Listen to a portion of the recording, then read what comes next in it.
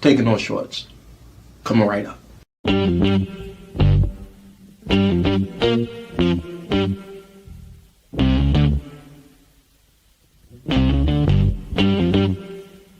We talking about practice. Not a game. We talking about practice. Now I gotta talk, we all gotta be quiet.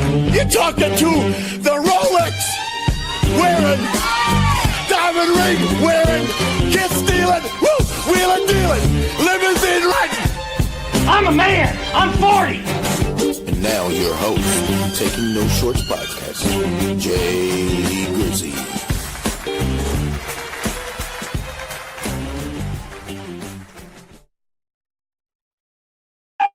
Hey, let's keep it going. All right. Hello. Hold on, let's try it again. Oh, I like this. I love it. Hello, everybody. Welcome to The Price is Right. Welcome to Taking No Shorts podcast.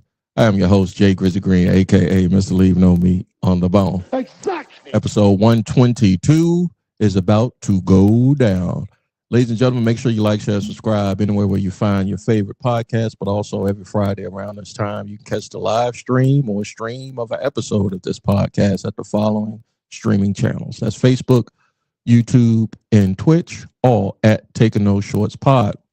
Do me a favor, a like is great. Even commenting is even better, even better than liking it.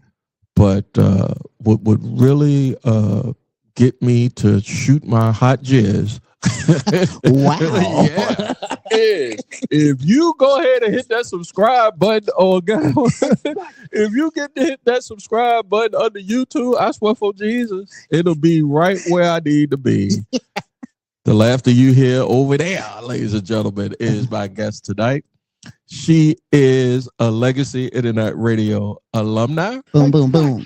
She is also the host of her own platform and podcast called From Prison to Promise. Exactly.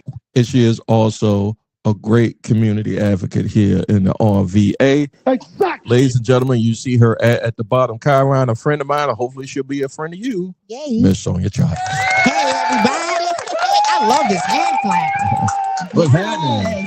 Yes. This is all for me. That's all for you. Yay. It's a Janet song. It is. It's all for you. You do it. What was your favorite Janet song? We're going to go everywhere tonight, guys. So Favorite Janet? Anytime, any place. I like that one. Pleasure Principle. Okay. She that was the first time Fat Janet got to be thick skinny fat Janet. And I saw her in them And you just went crazy. That's absolutely retarded. left and right hand of fellowship was going down. Father, I give it all to you. Yes, Yeah. indeed. Hey, Sonia.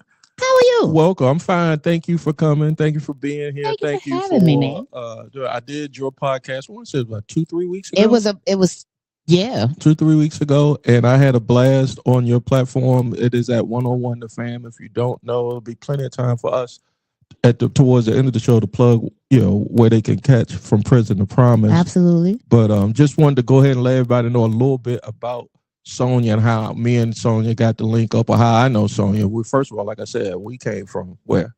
Legacy Internet Radio, man. Shout out. Hold on, because if you don't say it all the way right, That nigga's tripping. and he don't even say the N word. Right. But that's what he be meaning, for He real. wanted to say He it. want to say it so bad. So shout out to Marcus J. Shout out to Marcus, yo. But Legacy Internet Radio founder Marcus J. Is where I met you at a Christmas party that we did for the station, or for the what do we call it, Internet Radio. Legacy Internet Radio, absolutely. I want to say it was before COVID. I want to say 18 or 19. 18 or 19. Mm-hmm. Yeah, 18 or 19. And I don't know how we got into a conversation. Was you that Dolo? I was there, Dolo. I actually was. I won't hit on you, sister. I was probably just like, who the fuck are you? But that's the genuine conversation that came, I think, without that from that group, because that's pretty much how I met everybody, including Marcus. That was the first time you was around everybody from Legacy. Absolutely. Marcus, I'm gonna call it Legacy tonight. Okay, you gonna have to get mad. He's gonna fire you. Fucking drop kick me. You're fired. You're fired. But no, I think I was getting a piece of, we call those finger food Yeah. or something. And I was like, hi, how are you? Introducing myself or whatever. And he was like, I was like, who are you? And what are you doing? He was like, I got a show. And what was the show there called? Prison? It was the same thing, From Prison to Promise. And as soon as you said that, I was like, damn, you know a lot of niggas locked up. Because that's hard work. Let everybody know what kind of advocacy, when I say community advocacy, what kind of community advocacy do you do? So my passion is reentry. Those reentering society from prison or jail and their support systems. Where was you in 2012? My uncle came home. Man, listen, probably supporting my ex-husband still. Oh, word? Was he a former? Was he an ex-con? What's the proper word to call somebody coming home? I call them returning citizens only because I'm a person-centered person when I speak about it. So I call them returning citizens, and the people that are still there, I call them residing citizens. Thank you. Or either I call them residents. Yes. Well, thank you because I was finna go to my ignorant side, ex-con. No, I mean, because that's usually the connotation when you call somebody coming home. Right. It's just that stigma. It is, but not only that, it is really to each his own, because I found that if I get into the argument of why I choose to not to refer them to them as inmates or ex-cons or whatever, if I get into that with anybody else, it goes down a whole nother rabbit hole that I'm not willing to do. You have your boundaries. I don't blame you because I have to catch myself sometimes. I think as humans, just genuine humans, right? Like we don't give. It's hard. I mean, it's one of those small sayings I don't think people really grasp, but something as simple as put yourself in other people's shoes. That part. I don't think I've always heard that. I've always, my folks have, said that, taught that, exhibited that. Mm-hmm. But I never lived that until I got later on in life because I was too busy trying to get to my zenith. Right. I think that's a lot of people's story though, because it's out of sight, out of mind. We always have our purpose and we always know what we want. So it is going to be the time that we need to, because putting ourselves in other people's shoes takes time. Yeah. We have to stop and be in that mind frame. And sometimes we don't have the time to stop until it's affected by us, and then we have to stop and be like, yeah. We have to stop and then we have to analyze it. And I think that's when we put in more of the effort to try to look at ourselves and other people's light when we are directly affected by it. What is that called? Empathy? It's not sympathy, it's empathy. Empathy. It could be impact. Okay. I mean, because we don't act on anything until it impacts us. That's just being real. Yeah, that's exactly. We don't really. Yeah. Whoa. Yeah. Because I try to teach my kids, like, don't wait until it impacts you. Right. But I had to pull back and be like, you wouldn't know what welfare cheese tastes like. Right. It never impacted you, so why would you?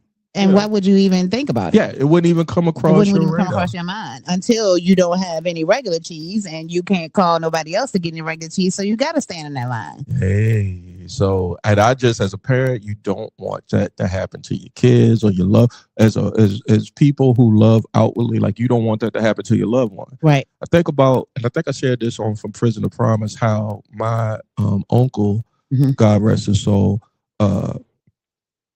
how he ended up in the system. And the way I just found out about it maybe like 2 months ago. And because the streets always talking. Absolutely. And when I found out what it was and how he got into the predicament, I had already from 2012, because he came home after a 40-year bid in 2012. And I was already doing that, put myself in your shoes. Okay. But to what extent though? You're right. Because I got burned so many times by him. Yeah. That's why I asked that question. Because to what extent, like, when we're dealing with a population that feels unheard and unseen, it boils down to hurt people.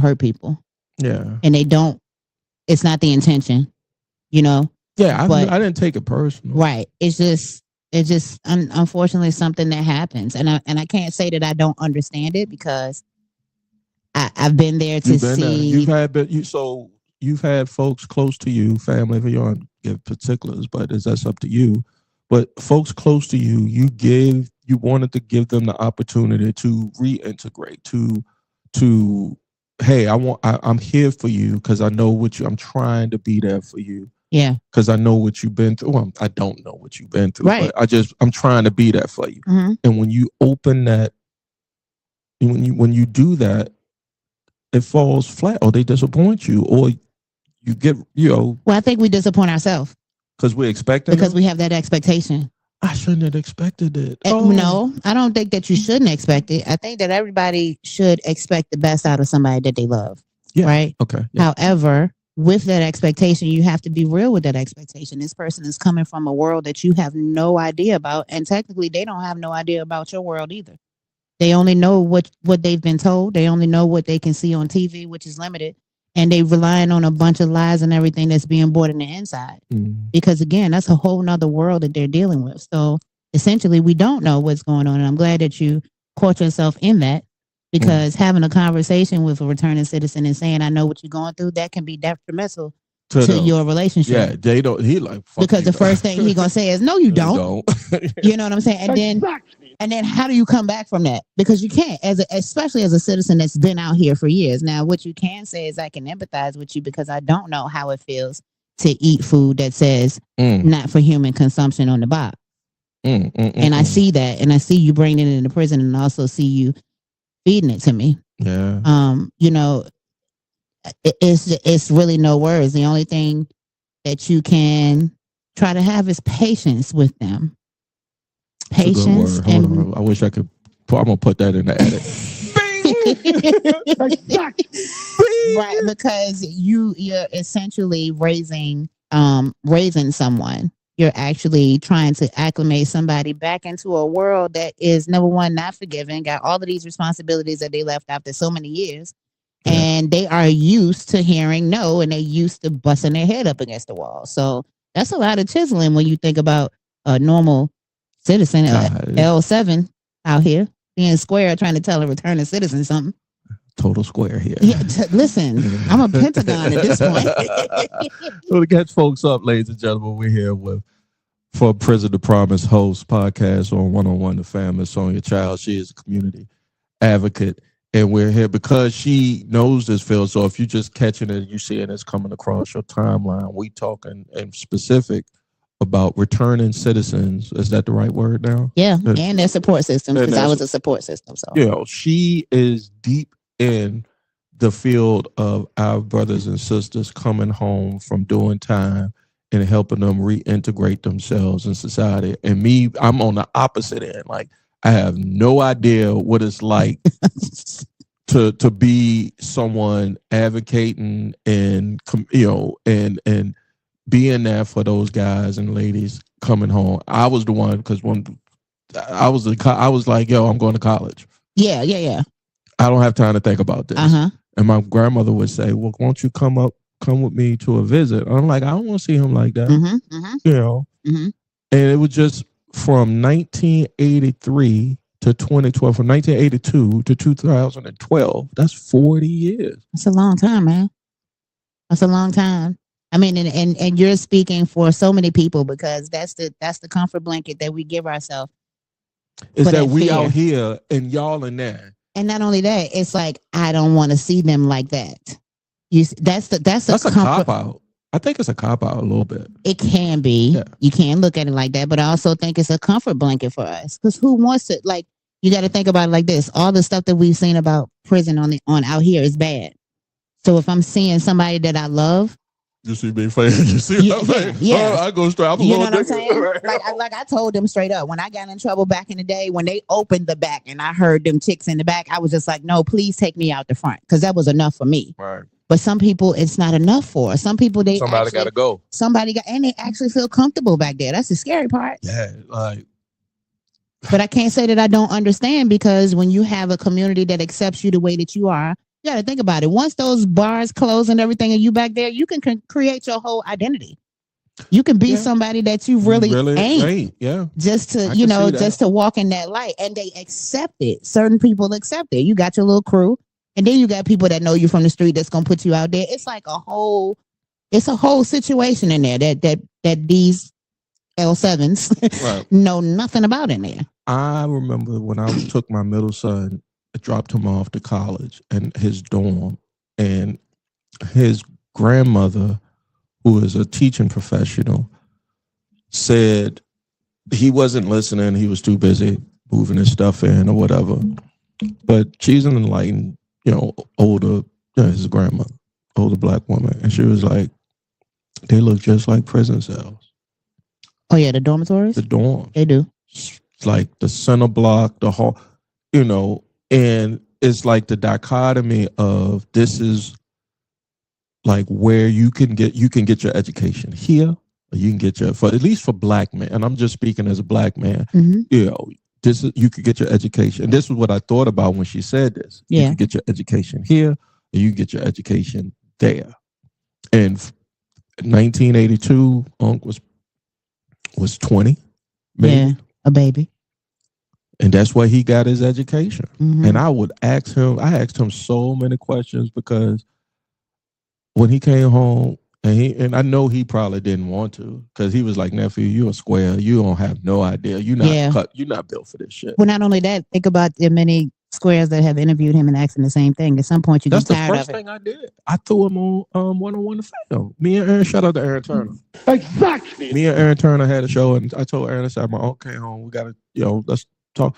He was cool with it, but when I think about, like, again, putting yourself in other person's shoes. That's a lot for him. Yeah, he was like, man, I just got here. You want me to be on your show? I do it because you're my nephew. Yeah, but that was scary for him. Yeah, I can imagine. I'm sorry, man. Now you can make me cry. No, but I want you to pay attention to the disconnect from the outside world and the inside world. And that's why I do what I do. That's why I advocate for them, because a lot of people don't understand the feelings and everything that they're coming home with. Yes, they are happy to come home.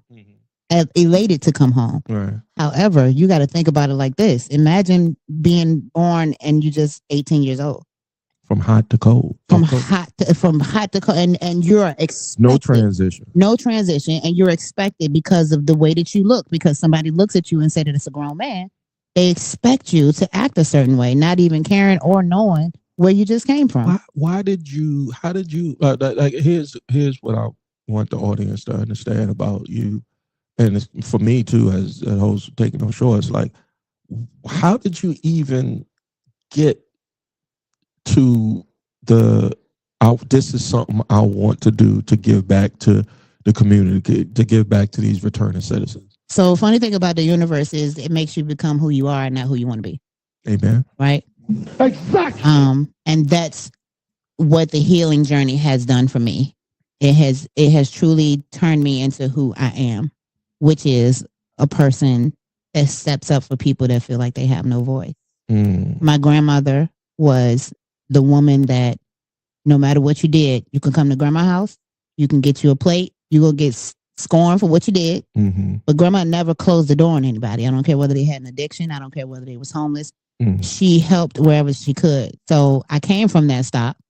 I tried to run from it because I kind of knew who I was at an early age. It just wasn't popular to be the one saving everybody, right? It was popular to be destroying everything. So I fell into that wayside. But like I said, the universe will prune you into who you are. Will humble you. Yeah, it'll definitely humble you. And me and my ex-husband crossed paths. And just so happened a year and a half after we crossed paths, he ended up getting incarcerated at 17 years old for 24 years. Oh, that's time. Yeah, that was a long time. In 1996. And at that time, he was my best friend. He was my confidant. So I felt obligated to ride that ride with him. You know, there's a whole bunch of stories about that. Listen, and trust me, I know probably the beginning, middle, and end of all the stories. I bet you, have you shared, or you don't have to share it, don't take it on shorts tonight. I'd rather the stories of how you hold a dude down on Prison of Promise when you do that, I'm sure you've done an episode. Like, let me just say, if you haven't, here's a suggestion to do an episode. The title, "How I Held My Nigga Down." Nah. You need to do that, girl. I don't think so. Why? Because with that comes a lot of back. So, it's gonna trigger some shit. No, it's not gonna trigger anything for me. I'm just not the arguing person in the comments. Who arguing with sister? No, because people say some really ignorant stuff. Oh, well, that's just and God is not done with me yet. Amen. Okay. Okay, so you will jump through the camera on their ass. I won't jump through the camera, but I'm gonna say something real slick to humble you because I don't. If this is not your walk, and I'm talking to everybody. Amen. If this ain't your walk, then that is perfectly fine. But what I don't accept is people throwing stones at something that you don't want to be involved in. Because if you don't understand it, that's perfectly fine. But what you can't do is critique what you don't understand. Get some more information first before you speak. Or comment, especially on social media.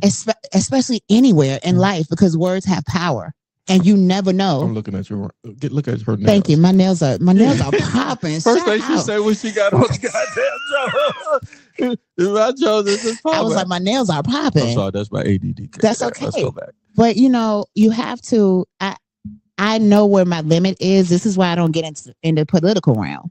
Like, I have my team set up, so I know who to give the political stuff. People come to me for policy and everything. I'm sending them to Sheba Williams. Shout out No Left Turns. I'm sending them to Nicole Deo. Shout out Brendan DeBars, because those girls are doing the legal stuff. They doing the work. They doing the work, and that's not Sonya's place. Sonya's place is to help the person. Yeah, not to do the macro. Yeah, because I'm not going to argue with you for something that you in the trench. That's what the kids call in the trench. I'm with them. Like, we walking together. You homeless? You need some underwear, like stuff like that. I found out recently. My therapist. I asked her. I say you work with. I say you got a unique way of therapy, because I've been in therapy for years. Okay. And she said my first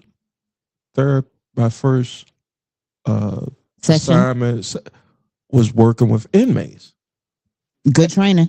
And I said, "Well, damn, I ain't no fuck you." What you mean? What you mean? I'm not anywhere close. So this must be easy work for you. Yeah, it is. It is easy work. It is. Because I could only imagine what you hear when someone that's incarcerated, just the process of not only what they convicted of.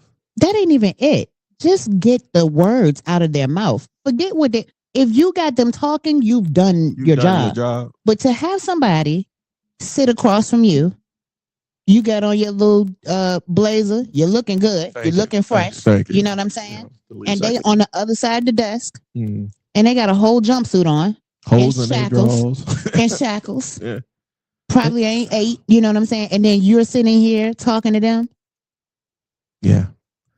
They're gonna give you the baseline. They're gonna no. Because you really have to understand how to interview them. It's called a motivational interview. You have to learn how to talk to them so they can get stuff. I'm tagging this. What is it called? Okay, motivational interviewing. So you gotta encourage them. You got to find what motivates them to come out of what they're in. In a sense, you have to learn how to not ask. You have to learn how to ask open-ended questions. Yeah. Something that can't be answered with a just yes and a just no. You have to learn how to trigger thought. You have to listen to what they say. This is the main problem right here. You got to listen to what they say. Just because their position, just because they got a felony, just because they got an F on their chest or what have you. Listen to what they're saying, because 9 times out of 10, the help that you're trying to give them is not the help that they need or want. You can pick it up early and get them in the right direction. Absolutely. Yeah. I tell everybody all the time, just because people are homeless don't mean that they want a home. Some people just want to talk about being homeless. Man, so you was walking your walk. You met this guy when you were young, because he was 17. How old were you? Well, he was 17 when he got incarcerated. I met him when I was 15 and he was 16. Okay. And he got caught up in the game, and you rocked with him. And that's what sparked you to say, I can. What was the spark? What was the spark? What was you saying? I'm doing this. The spark didn't really come until a year, probably like 17 or 18. Because in that point, I was raising kids. I was living life out here, right? The spark came one day when I stood in the visitation line, and I realized that it'll be like one little event. Like all of us will be standing in line. Nobody will be talking to really anybody. You're just talking to who you with, right? Right. And it could be like one event that'll happen where, I don't know, the person in front of us, they gave them a rough time and they couldn't go get their visit. And that would spark a conversation. Ooh. Okay. I done drove all the way up here. Y'all ain't. Oh, it's happened. I got an incident for you. The reason why that happened. Come on, get into it. I looked at that as, wow, we do have something in common. And I can see the benefit in having somebody that understands what I'm going through, because my girlfriends don't understand that I have to leave the event for 20 minutes to have a phone call with my husband. Right. They don't understand that. They don't understand how it feels to have to go see somebody every weekend, to have the change, to not know what you're going through when you go with those COs. It was a lot, right? Yeah. So that's the one thing I noticed. And I was like, you have to go through, I'm sorry to cut you off, but they look at you a certain kind of way, like, why is you doing all that? Yeah, yeah, you know? and you got to deal with that on top of everything. Not only that, I mean, it was one in there that liked him, so she mad at me because I'm coming to see my husband. It's like, girl, just put some money on his books. We can do this together. We can do this together. Yeah, but anyway, long story short, she gonna be these comments, old funk ass. Right. Exactly. A bullshit. Yeah, a bullshit. State Farm. Yeah, for real. But what sparked my fire was I went down to visit him one day, and normally, like they do once a year, they have the dogs out. Okay, yeah, so I already know. Come see what you're doing, whatever. What you hiding, what you putting in contraband. They pulled me out of the line. I literally saw the man yank the dog to make him sit down. Mm-hmm. I saw it the first time. He did it the second time. They pulled me in. These people strip searched me. Oh, Lord. Okay. I had to squat and cough. It was the most embarrassing. And two of the officers that were a part of the strip search used to see me every Saturday. Even one of them said, "Are you sure this is the one you want?" The idiot that pulled me said, "Yeah, go ahead and get her." We're going to talk about the state in a minute. Right. They strip searched me. They didn't find anything on me. The next process was to go to my car. They searched my car. They didn't find anything in my car. Once your car is on the property, they have the right to search. Absolutely. Okay. And y'all need to know that. Y'all need to know that. And it's a big sign that says that. Okay. Yeah. Also, it says no recording, but I didn't care about that sign. Yeah. So they didn't find anything in the car. The next step per policy was to still allow me to go into that visit. I was told to get in my car and leave. And they didn't find anything. Okay. How did they tell him that you had to go? He didn't find out until after everything happened. Because that would have. Okay. He might have did something about it. Now this is the thing. It's crazy how everything worked out, because when they were searching me, somebody else that knew me pulled up, and I told her, I said, he's probably in the visiting room waiting for me right now. I said, please let him know what's going on, but tell him, please do not go off, because they will use every bit of action against us to try to make everything seem like it was our fault. And let me say this. It don't matter if you're a white CO or a black CO. Because the first thing I'm thinking is a white CO in Virginia. No, it was a black guy. His name was Durante Harrison. Yeah. Yeah, and I dropped his name. Ass fucker. Talking about. Yeah, his name was Durante Harrison. I'll never forget him. He worked for State Farm. I will never forget him. You're a whole ass nigga. Yeah, straight up. Because you can tell he's one of those dudes that probably got bullied in school, that now he's big for nothing, and he think he can do something to somebody. And to be so Sonia's story, I'm identifying with, and to back this up, I encourage everybody to go see the Alabama documentary. The Alabama Solution, because it is heartbreaking, and it's not only happening in Alabama, it's happening everywhere. And when I watched that thing,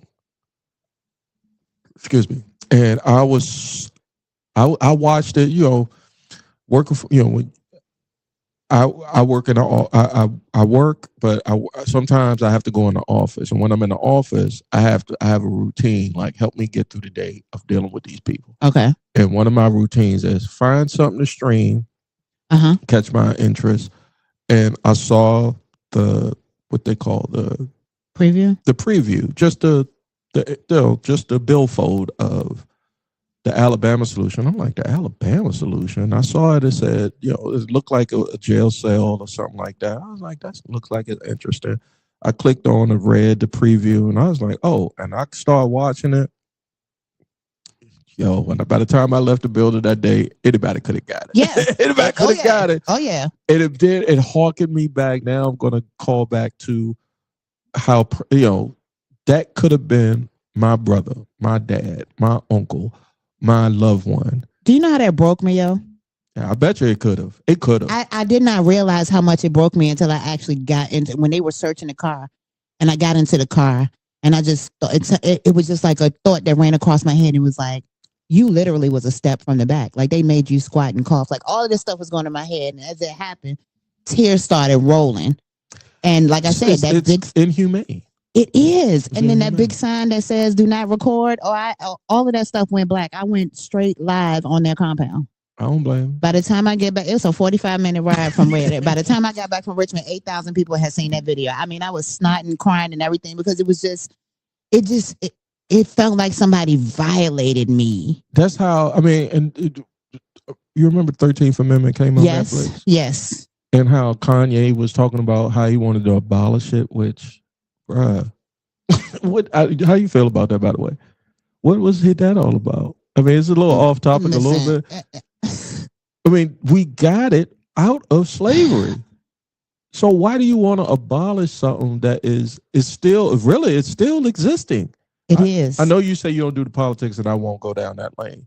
No, it kind of touches on what I talk about because I tell the guys, I'm like, fighting this monster is a fight.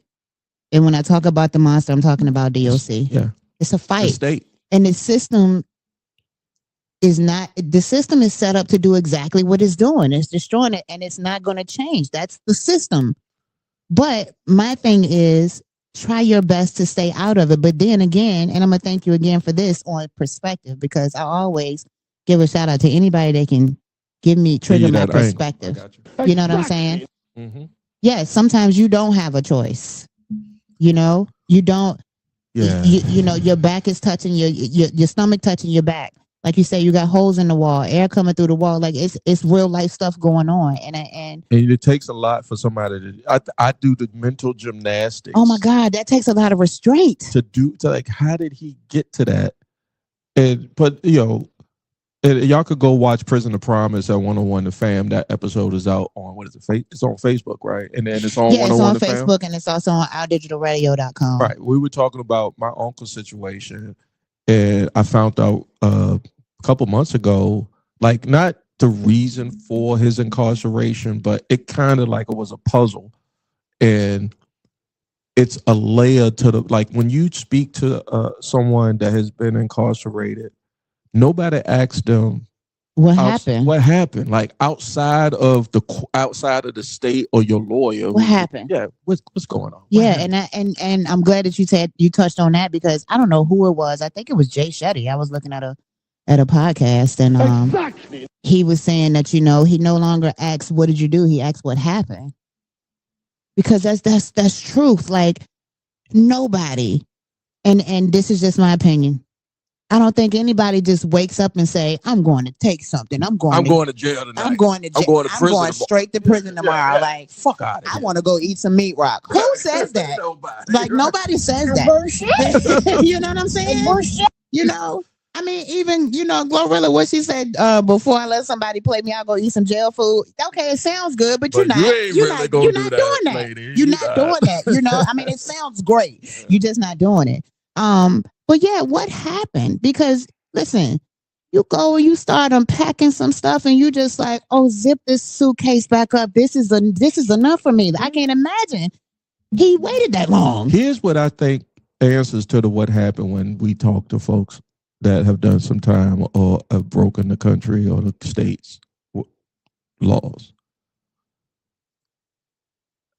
there is a failure this is Jay Grizzly's taking no shorts opinion.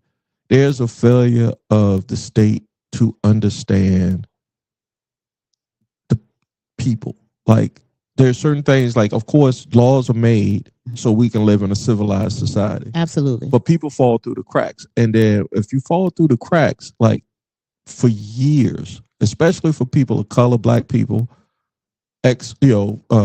sons, ancestors of slavery, because that's what the prison system. I'm trying to think. The only prison I know that sticks out in my brain that has nothing to do with slavery is it's a prison in Philly that looks like one in Alcatraz. Those are the only two prisons I know that don't have nothing to do. That was locking up white people. Yeah. Everything else, when it comes to the prison system, I always immediately harken back to slavery. Mm-hmm. It's a way to lock up people of color, but black men, and black women. That's the first. Why I think that, I wonder fucking why. Well, I mean, it's trauma, ancestral trauma. Yeah, I mean, it's stuff that we've learned and everything. But I want to ask this, because it's so funny that you're tapping into all of this stuff. The universe is crazy, man. I saw a post that I did. I always go through my memories, and I saw a post that I did a couple of years ago, and I said, it's not the government's responsibility to raise our kids. Stop asking them to, right? Yeah. So when you say the state doesn't, I think it was like 2 or 3 years. Wow, that was recent. Yeah, because it was a situation where it's Richmond. You know how it is in Richmond, and everything is highlighted to be so bad and everything, and it's just like, they always talk, well, Governor so-and-so, what you going to do about the gun violence? It's like, Governor so-and-so don't live nowhere near the gun violence, so why would he care? So this is what I'm trying to like, when you say the state doesn't care about people, I don't think the state should care about people. The state is going to care about what operates and makes the state look good. And the state make money. And make the state make money. So when you're talking about that, you're talking about the felons, system. Because again, shout out to Sheba Williams for this information. You got $11,000 in the budget per student for education. However, you got $33,000 in the budget per inmate. Make that make sense? Why is that? Just what I don't understand. What are they making in jail? Honey, at 2 cents. What are they getting? 2.50 cents an hour? They getting 2 cents an hour. The state getting a lot. Yeah, that's a racket. Like when we talking about making the money, we're not talking about them making the money. We talking about what? But I mean, you thinking about it? It's like Alabama Solution. Look at all that free labor they getting. Free. It's slavery, guys. That's free. They get and the solution was to build another prison. Yeah. But who's building it? Them. So I think. I mean, it's a very vicious cycle. It is, because if you educate folks and you ain't putting the money into educating folks, and you at the lower end of the totem pole in society, so that money is not trickling down to you. Right. Now you got to do what you got to do to feed you and yours, and do what you got to do to make shit happen, get it popping. You end up in the system, and then when you in the system, they gonna make money off of you. So we could educate the public and telling them that, but you still got a population of people that know everything that we say. They will still program. Still gonna see what they still gonna program. See what that rock do. And it's filled. A lot of. Let me ask you this: is it filled with a lot of folks that are in like got drugs problems, it's a mix of everything. People are mental health and drugs. Mental health and drugs, and I think the biggest part is the mental health. Mm-hmm. The drugs come because we want to cope with our mental health. Yeah. Right. Yeah. But when we're not addressing the stuff that's bottled up on the inside, we've all been told as a kid, stay in a kid's place. Yeah. You know what I'm saying? And yeah, we could take a break with a few because I got to pee, y'all. Well, you get to be a black Gen Xer, you did. Listen, you got to pee. You got to pee. I asked Sonya, hey, this would be on the record because I just fixed my bathroom, so I'm so proud. You're so proud of your bathroom, yes. My downstairs bathroom had a plumbing issue, and my homeboy told me the other day, we did a podcast. He was like, yo, could I use the bathroom? I was like, first of all, how I came up piss poor, like we didn't have an outhouse. You had to piss in the bucket. You had to go put the water in the bucket. You had to go to Bird Park, but there was a well. And pump that water. Get it in, bring it in the house. We had 2 jugs. I walked all the way up Lakeview and came home, and we had water in the house. You had to pee in the toilet. You had to push it in and flush. That's how you flush. Yeah. So this shit here was this is high country living. Yeah, my wife and my kid was like, you need to fix the downstairs bathroom, which is it's my personal bathroom. Yeah, man. There's like, you need to fix that shit. I'm like, and it was something so simple when I said, this is how bougie I am. I'm not bougie, but this is how fucked I am. It was something so simple. All I had to do was fix the turning thing that goes in the plumbing. Wow. It was water rotted. And all I had to do was replace it. So I called my neighbor. I said, who came and did y'all bathroom? And I called him. He came. He was like, this all you need, Holmes? Exactly. I said, yeah, nigga, I ain't getting down there. I'm not doing that. I'm not. And he said, I'll be right back. He charged me. I ain't going to tell y'all how much he charged me to do that shit. Bruh. He looked at me. This all you need? Yeah. He looked at me like, you a bitch ass hombre. You a whole ass. Call it what you want. Just fix it. Just fix it. So now I'm like, y'all want to use my bathroom. So for that, I got to use my bathroom. We'll be right back here with the host of From Prison to Promise, Miss Sonia Childs. I'm your host, Jay Grizzly Green. And 3, 2, 1. Hey, everybody. We're back here at Taking Those Shorts podcast, episode 122, which we found out if you go on to this, where you catch your podcast, Facebook, YouTube, and Twitch, but anywhere where you get your favorite podcast, you'll find out that episode 122 is not a prime number. It's not. And you get to hit a bam, bam, bam, bam. I am your host, Jay Grizzly Green, a.k.a. Mr. Leave No Meat on the Bone. Exactly. Thank you, Sheiky Baby. I have the host of From Prison to Promise, Legacy Internet Radio alumni. Exactly. The host. Exactly. Community advocate. Exactly. Mrs. Sonia Childs. A round of applause for her. Yeah. Oh, hold on. I got a good one for you. Looks like that similar. But she is also a Taurus. Exactly. The bull, baby. May 7th, baby. Okay, my sister's May 8th. My son is May 13th. And we could do Tauruses all day. Janet long, Jackson, dog. Ralph Tresvant. Listen. All of who you know famous as a Taurus. Oh my God. That comes straight to mind. I know that's off the Richter. Give me one. You ain't got one yet. I don't. My uncle. Busta Rhymes, I think. Busta Rhymes, probably. Yeah. What is it with us? Yo, we special people, yo. Exactly. Like, listen. First of all, fuck all y'all other Yeah, straight like that. Straight like that. Because we're going to have a conversation. Because, every time somebody be like, oh, what's your sign? I'll be like, Taurus, they got screw face. And I don't understand that.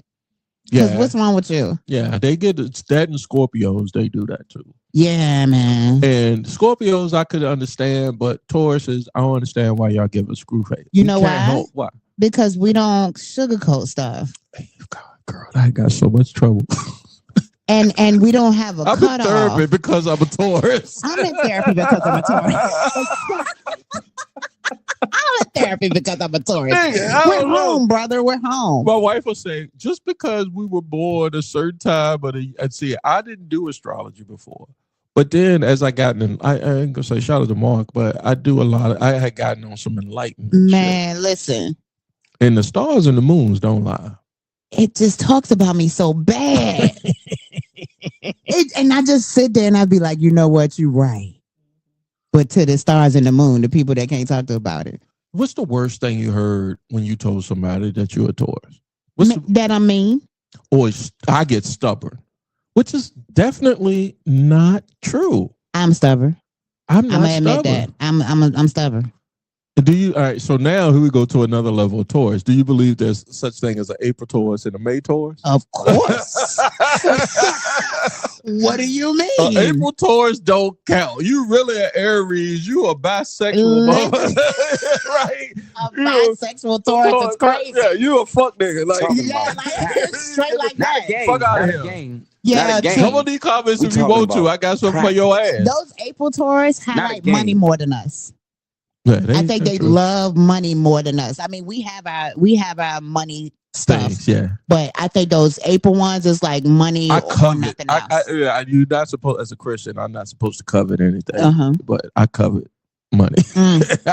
I don't let nobody fucks with my money. Right. That part. You could do a lot of shit to me. Yeah, you could do a lot. Just don't mess with my money. Please don't. Or my kids. Mm-hmm. Yeah. Because then I guess the bull comes out. We take that real personal. Yeah, man. That just go. Listen, you said that you are a healed Taurus. I'm a healing Taurus too. Yeah, the world has. I think we are more good. I'm not saying this as Tauruses in general, or just people with knowledge of who they are. Like, okay, yeah. We are in the world because we are. If a Taurus was the emanation or animation of what they say it is, a bull or animal or whatever, like we just nature. That's it. I can adapt. If you drop my ass in the jungle right now, nigga, I'm gonna figure it out. I'm gonna figure it out. Uh-huh. And how I figure it out, I don't need your judgment about it. Shut your mouth. Shut your mouth. Yeah. How I get it. If I got to slit a motherfucker's throat right now. Listen, it's gonna happen, and I'm gonna need you to shut up and let it happen. I'm gonna need you to shut up because my thing is this: when we get to that point that I have to make the decisions, whatever you say doesn't matter because we didn't have to get to this point. Right. And I don't think a lot of people like that. They don't like that. And that's cool. That's called the world. To us, that's called the world. It is.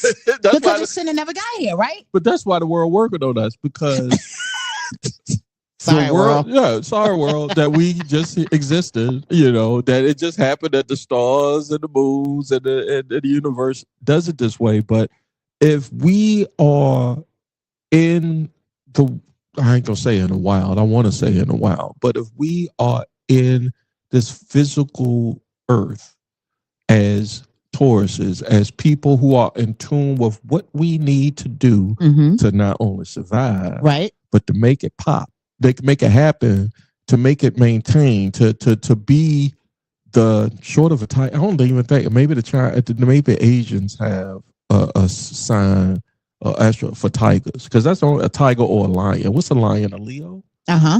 Maybe a Leo is the closest thing I can think of. But we got to we got to handle some shit. Yeah. And if you don't like the way we handle it, that's a you problem, not us. Preach, brother. Where is the collection plate at?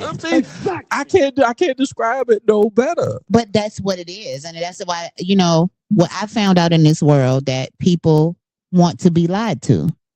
And I'm not the person to be around to for that. I'm not because I used to be the liar until I said, I get tired. I'm tired of lying to people. Yeah, I got tired of lying to people. Man, you said a big word right there. I used to be the liar. Shout out to the old Sonya because I used to be that liar too, bro. I got tired of doing it. Because it's for what? What we do? And then you got to remember what you did. Hold on. Give Bubba Chuck a little. Talking about practice, not a game. We talking about practice. Yeah, Shout out, Chuck. Not a game. Yeah, we talking about practice. We talking about practice, man. The game is what I want. It's just like girl, when I tell you, when people ask me, well, Jay, what you want? I want it all, nigga.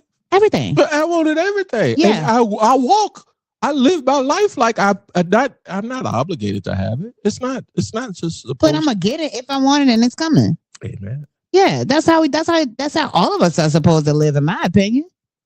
You dress for the job you want, not the one you get, right? All of us want it, but some people don't. They can't accept the challenge, the process that it takes to get. Okay, they don't know. They don't know. Absolutely, they don't know. Do they want to know? I don't think some people want to know. I don't think because the way the brain works, according to me, and I think I saw this something like there's a scientific study that said we know more about all the sciences. We done split the atom. We didn't go into the depths of the ocean, but we only know about 10% of what the brain fucking knows. That's it. Yeah, that's it. We don't know, but I'm the one that says I want to know what the other 80-90% of my brain is capable of. And that's the work that separates us from other people because that's called healing. That's called healing, right? We want to know what the brain, because when you talk about that, and when you're unlocking what the brain knows all of our secrets. Everything that we Can't thought hide. that it can't hide. Everything that we try to suppress, everything that we thought we forgot, the brain holds that. So when we do take those steps to heal or unlock what we do know, we also have to deal with the stuff that comes with it. Amen. The smudge that comes with it. So that could be accountability for doing some messed up shit. That could be apologizing for the asshole that you've been for years. But a lot of people don't want to deal with that. Yeah, some people can't apologize. And when when you apologize to someone that did wrong, how we started out the pod, like you gotta put yourself in, you gotta have an empathetic brain. You gotta have your accountability. Yeah, you gotta say, hey, if that happened to me, what would I do? And I used to say, people would say, well, if somebody did something to me because of how I was reared, right? That ain't nothing. That's nothing. But that's unique to me. It is. And it's not unique to other people because other people, who was I telling that to? I was saying why we had to go walk up Carey Street with the heat, with the kerosene. Did I tell you that? Yeah. Yeah. Other people don't know the struggle. Yeah, they don't. They only see the product. Right. And so they can't comprehend, like, people look at Jay Grizzy on Taking No Shorts podcast and see this backdrop. They do not see all of this. They don't. Right. That part. Yeah, they do not see all of this. Right. They do not. And so what they, I get it, but I don't think it's my job to have to explain it to you. I just know I got to give you me. I got to give you who I is. And I think that's another reason why people don't like us, because we like, it ain't my job to tell you that. Yeah, it's not. And we don't. You got to land on however the fuck you land. like because your ignorance got you this far. So why you stopping at me for the solution? Like, that's my thing. I've had conversations with people and saying, "What are we talking about?" We're talking about practice. Like, bruh, Ben, like I've had homeboys call me up, and I had to stop them mid sentence. It's like, yo, think about what you just said. And think about, you called a whole nother man. to say this shit, to complain or to sound off on. Did you do the mental gymnastics in your head? Then did you go to your lady? Then did you go to God? Did you go to your lady first? Like, I don't want that. I don't want it. I got my own shit going on. And just because I look good on the outside does not mean that I want to take on your shit. Again, I'm looking at the camera. Just because I look good on the outside does not mean that I'm equipped to take your shit. I'm tired. I take shit all day long. All day long. I'm a community advocate. That's enough. Okay. All right. You got, and then I think people that see that they like the way I this is something new for me, and it's just me just growing as a human. But when you see people that are in that walk like you are, whether it's recovery, whether it's advocating for people, why it's giving back to the community, you deal with people a certain kind of way because you coming from a basis of, I naturally assume you got a lot on your plate, And I used to do this to a lot of folks to say, yo, when you call me, do not call me with some drama. Please don't. If you got drama, you better call me with some good news first and then come with the drama. And then lead into it. Yeah, but don't come with me with some, man, let me tell you, I got something to lay on you heavy or not. No. There is no space here for that.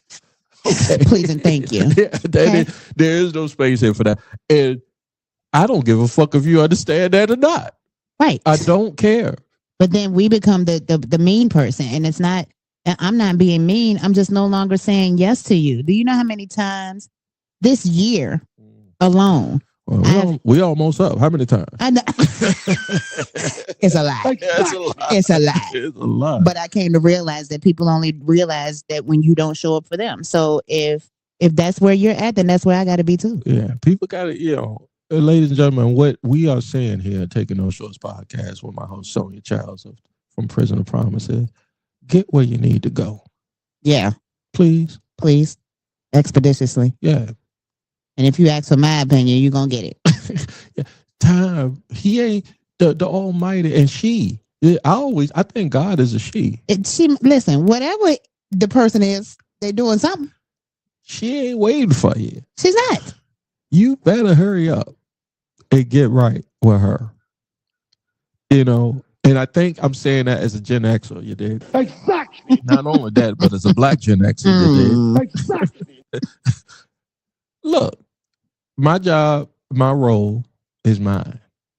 I know what I is, I know what I want, and I know where I'm going. That's right. And so I will impart whatever is in me to give to you. Right. That's why I look directly into this camera. That's why I do Taking No Shorts podcast. Is because I ain't taking no shorts with nobody. I don't give a fuck if you 8 to 80, blind, cripple, or crazy. How I land on you is not my responsibility. It's not. It's gonna land on you regardless.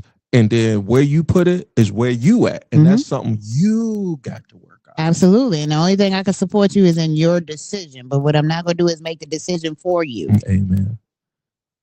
Tauruses, deal with it or don't. I don't care. We like to be alone. I don't care. Bro, I'd have sat in solitude. Listen, I'm fine with it.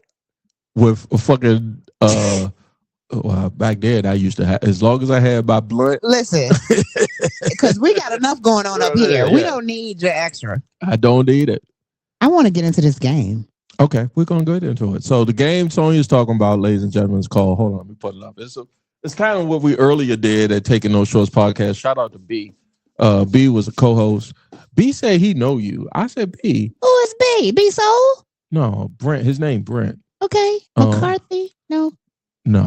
Sorry if I put you out there. You got warrant. No, he told me last night. He was like, "Nah, I said tell her I said hi." Because he, I'm gonna leave that alone. I was like, this is after the show. Yeah, I was like, B, who do you know her or what? He like, nah. But just tell her I said what's up. All right, B. I'm gonna clip that for you too. But this game is called Bad Choices, ladies and gentlemen, and it was a product of an earlier co-host here Taking Those Shorts. You probably could see him all through the archives of Taking Those Shorts podcast. But I put this out as a conversation starter for folks when I started. Not that I ran out or anything, because I could never run out of shit to talk about. But tonight I had it with Sonya to go ahead. So you got to understand, Sonya, that careful what you choose. Listen, I'm here for it. We going down that hole. Pause. We going down that rabbit hole. We going down there. Please pause. Do you don't need to shuffle? I ain't even shuffling. Oh, we don't need a shuffle. We don't need a shuffle. Just pull one. Just pull a card. I'm gonna pull one too with you. All right. Now, if you don't like it, you can go back because you don't know. That's what it say. Read it and then we'll put it back. Okay. Do you have a hidden body piercing or tattoo? All of my tattoos are visible.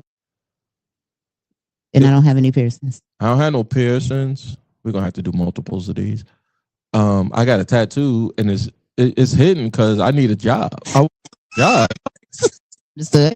Like, nigga, I can't go to an interview back then. Right.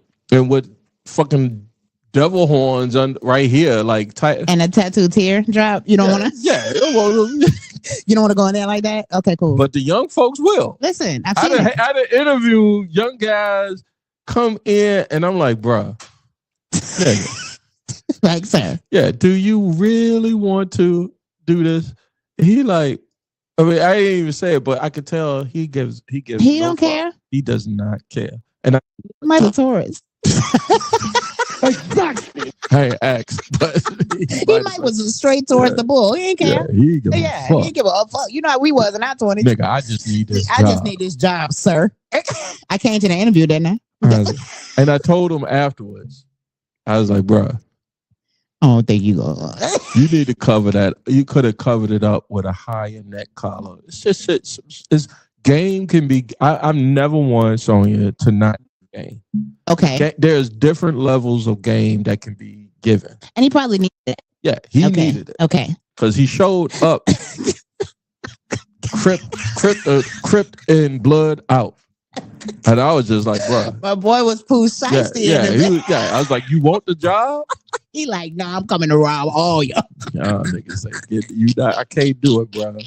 My name is on the line here. Yeah, so we'll be calling you. Yeah. Exactly. And then I said, yo, let me holler at you. So I hope you're doing well. What's up? All right. Ever thrown a party that was shut down by the cops? Oh. I ain't never. I'm a square, so you know. Shut up. I thought you had a story for me. No, I ain't never no party shut down. I didn't have a party where some shit and got some shaking went down. You know, niggas got to get the rumbling up and back up there. I got a story. Now you got a story. I told you. Damn near the cops had to be told. 1999, New Year's. Playing in the background. This is how old I is. Exactly. 2000 party. Oh, oops, out of time. My homeboy, Tim. Y'all saw Tim in the last episode. Go to 120, 121. His homeboy threw a party at his house in 99. He's married. He invited a lot of people. And the people he invited, you could bring like a +1 or +2. I, bringing my peoples, bought some wild ones. Okay. And it was a young lady there that was a wild one. Okay. I knew she was a wild one. And I got her back $1,000 at the time. Like, I was just like, she's a party girl. So we gonna party. This is what it's New Year's Eve. Right. 99, nigga, the clock that we about to die. We just knew we was gonna die. Yeah, we gonna die in 2000. Let's get it over with. You wanna go to this party? Hell yeah. Hell yeah.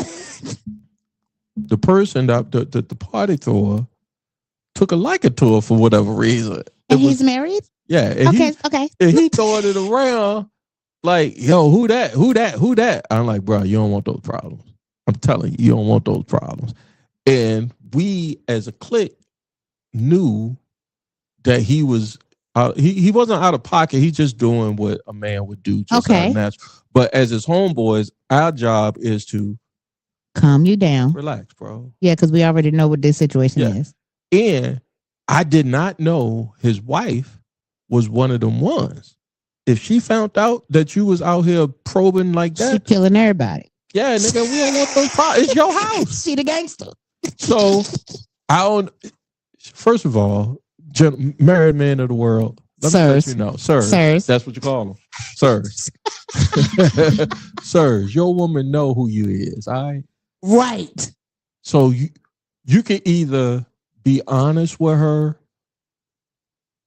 You can just be honest with her, but don't be fugazi with it. Like don't go to. I mean, you go to your boys. Like that's what he did. He was just like, yo, if we asking you, we already know. Hey man, come on. Exactly. Let me get a round of applause for that. Hold on. Say it again, son. If we're asking you, we already know. So don't come up with the come up because I mean we already know. Yeah. Just admit. And we were trying to tell him before the clock strike 12, relax, nigga. You're not reading the room. You looking real thirsty right now. Wow. Relax. With a wife, dog? And the wife picking up on all the vibes. Ooh, she building a Rico case on your ass. She building. Not only a Rico case, she building the ass whooping. Listen, on your ass, buddy. Not only for her, that is, we had to interdict because we was like, yo, you ain't got to whoop her ass because she ain't doing shit to precipitate this nigga. So do not do that. Because now I got to get in because my homegirl ain't had nothing to do with that shit. Check that nigga. But that's how the cops got called. Wow. New Year's Eve, 1999. Then when was the divorce? 2000? No, they still. Oh, wow. They still kicking and strong. God bless them. Yes, she's a forgiver. Yeah. God, you got to forgive. I would have cut his ass. Yeah, cut him. Too short this shit. Yeah, you got outlook. Well, I put it this way.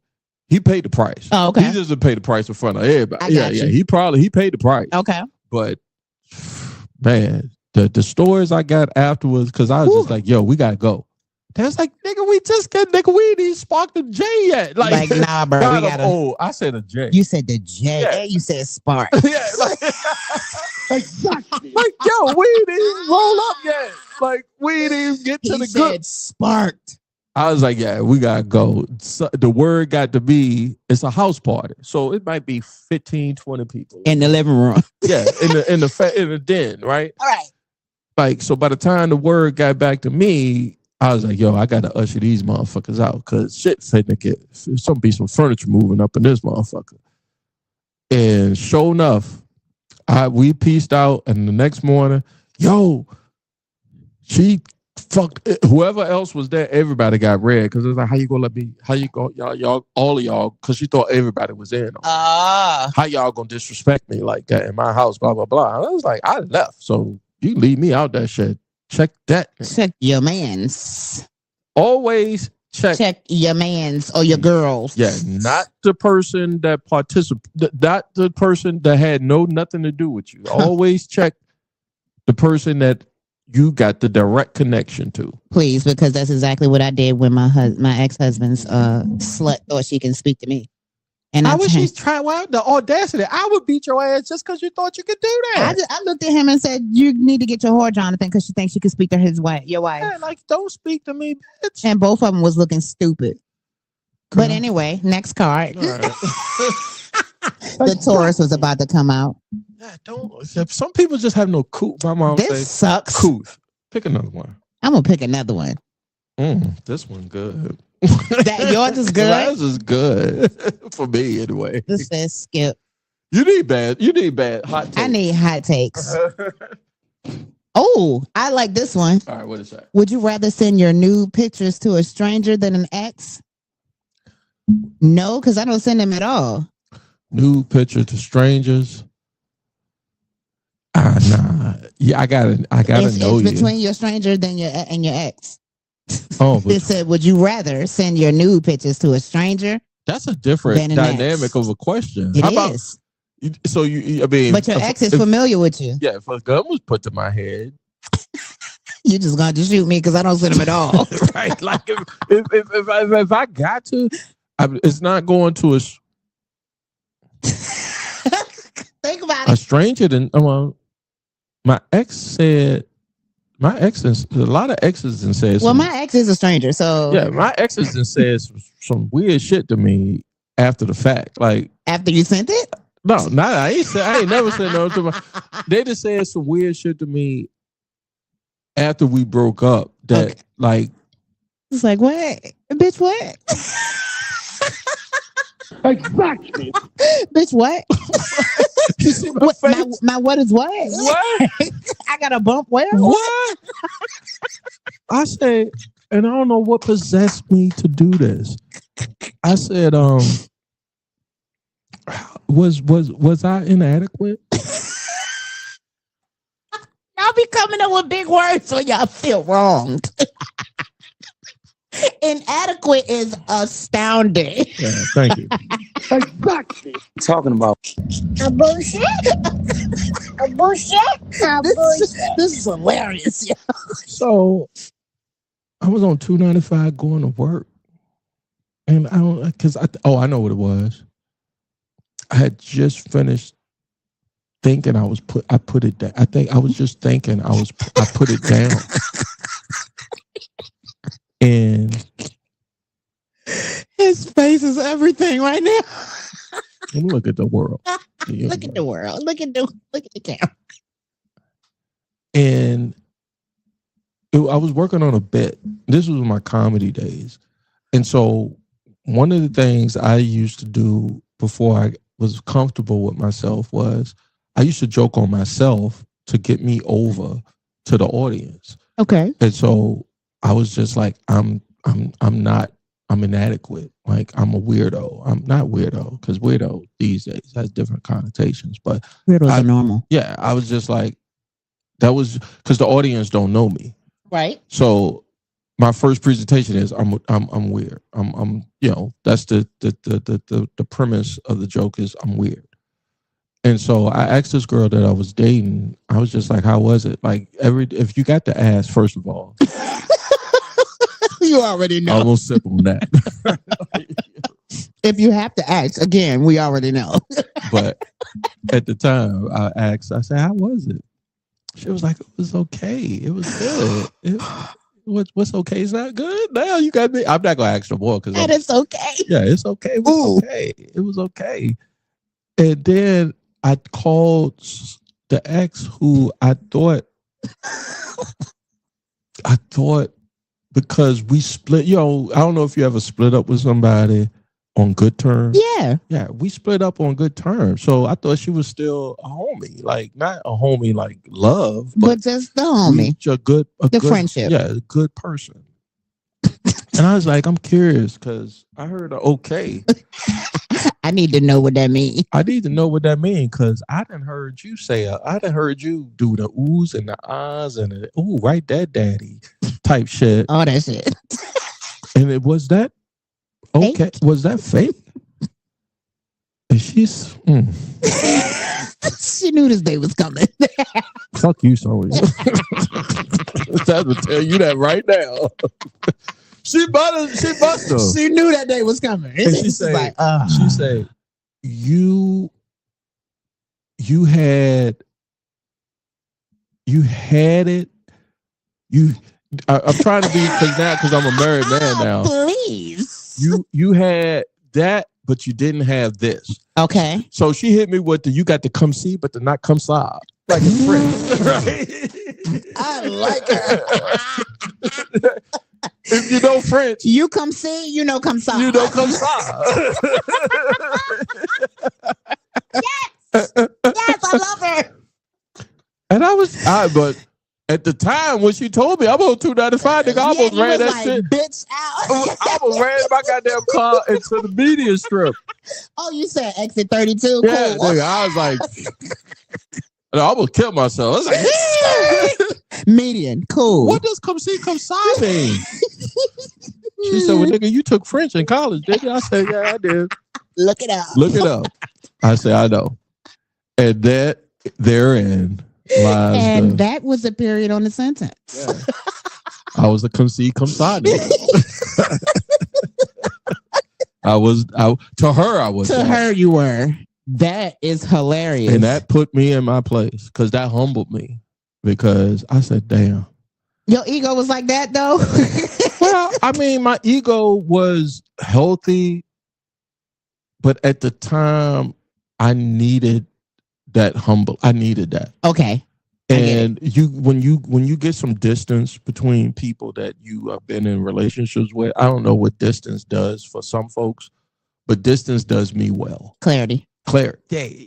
Exactly. Yeah. Yes. Mm-hmm. And so I didn't.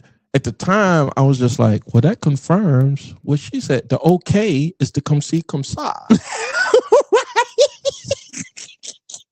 So either I step my game up, right, or I'm just cool with the okay. And that's what fuck niggas do. Fuck niggas do the whole tragedy thing. Like I did with the Taurus thing. Right. Step your game up. Step your game up, or Or you could fold like a fucking napkin. I said, I got this. I stepped my game up. 6 months later, I'm getting engaged. I'm getting married. Yeah. She say, nigga, you are the one. You come saw. The 2, the 3, the 4, the 5, the 6, the 7, the 8. You come see and come saw. And come saw. Yeah, exactly. Exactly. Person was either or. Yeah. I had to make a decision. What type of nigga you gonna be? A Fritz nigga? Right? You staying in America? Yeah. In America, you gonna stay in old business? All right, this is a strange piggyback off of that. What is that? Have you ever been called a slut? Jesus. I haven't. I think people scared too.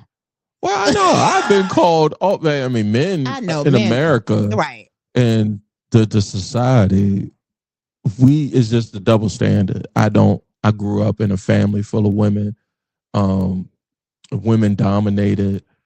And I just refuse to do that whole double standard shit. Like, just because a woman likes to do whatever, I ain't gonna call you no slut. I'm gonna call you a good time. You know what I'm gonna do. Now, I got a question for this question. What makes you a slut?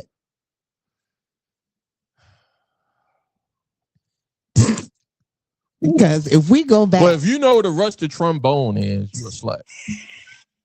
There's certain levels to the. I don't know what a rusty trombone. Then you're not a slut. Okay. All right. Yeah. If you know what a blumpkin is, you a slut. If you in the Jeffrey Epstein files, you a slut. Oh wow. That's what I'm saying. Like, gotcha. so there's a certain levels to debauchery, you know. Okay. And so what I learned over my Gen X years is that everybody's definition of something of sexual behavior is different. It's different.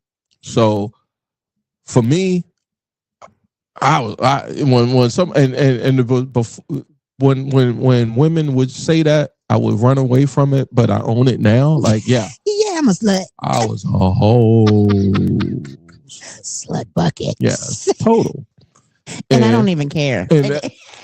Well, I care only because you ask. Yeah, I care because you ask. So you deserve an honest answer.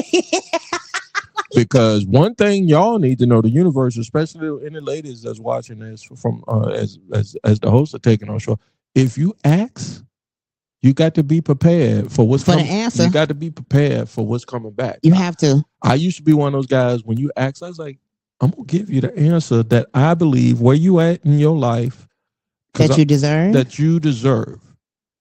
Oh, yeah, you don't deserve this truth. Because you ain't from a few good men, you don't deserve this truth. I think we do that unconsciously as a Taurus.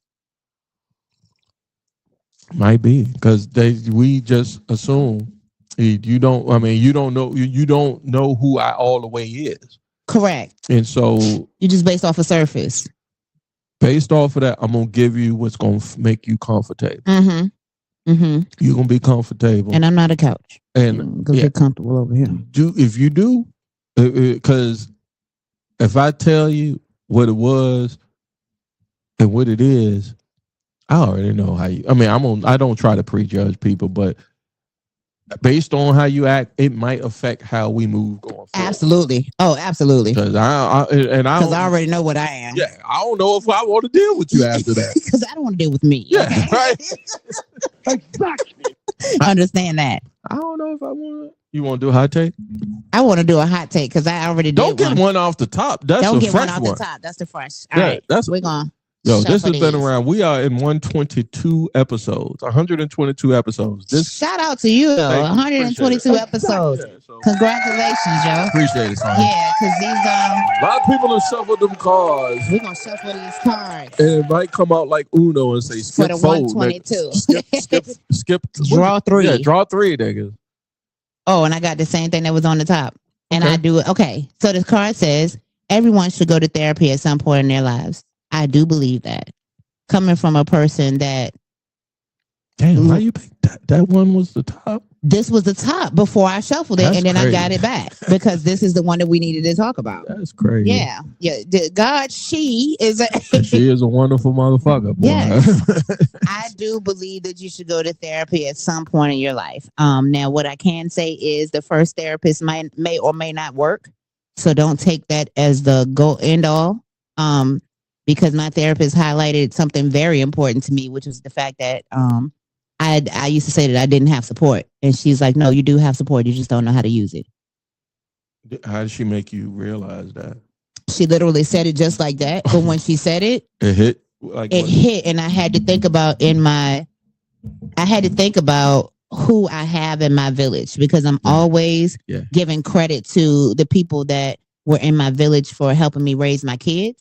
Mm-hmm. However, I don't give enough credit to what that village did to me as a single mother and did for me as a single mother. Yeah. And just because I have not leaned on them for certain things does not mean that they are not there for certain things, because I have seen that in the adulthood, even that my kids are adults now. My youngest is 22. So with that, exactly, it is, I can call out right now and say, hey, I need about $30 to get me through the week. And they'll send me $100 and be like, girl, no problem. Yeah. So, little stuff like that, because again, we Taurus the bulls, we think we got everything on our own and don't nobody understand us because we so this and so that. So we're very self-reliant. We're very self-reliant, and it's hard for us to open up and ask, number one, but accept the help that somebody's giving us. Well, the help don't come. I think it does. Well, I ain't. It does. Nigga, please help me. No, I think, and that's why I said that therapy. Right. That's why I said that therapy is important, because it does come, but we have to understand that when our help comes, it's coming based on what they see of us. It's not literally what we need. What we want. Yeah. So the burden for us is we literally have to be vocal about what we need. I've learned how to communicate exactly what I want, because people misunderstand.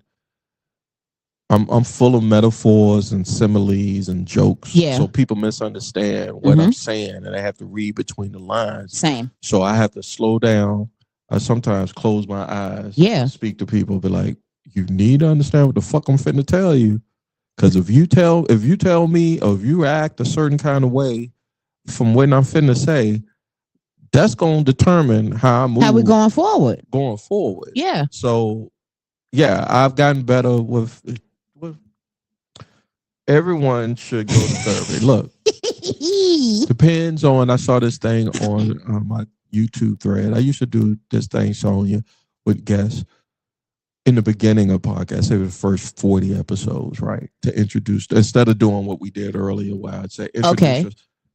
I used to ask guests to give me their phone and let me go through the explore page, like their history and then have me describe to the audience what you're into. Oh, right. That was good. Yeah, but other folks did the same thing, which was like, guess what Mark did?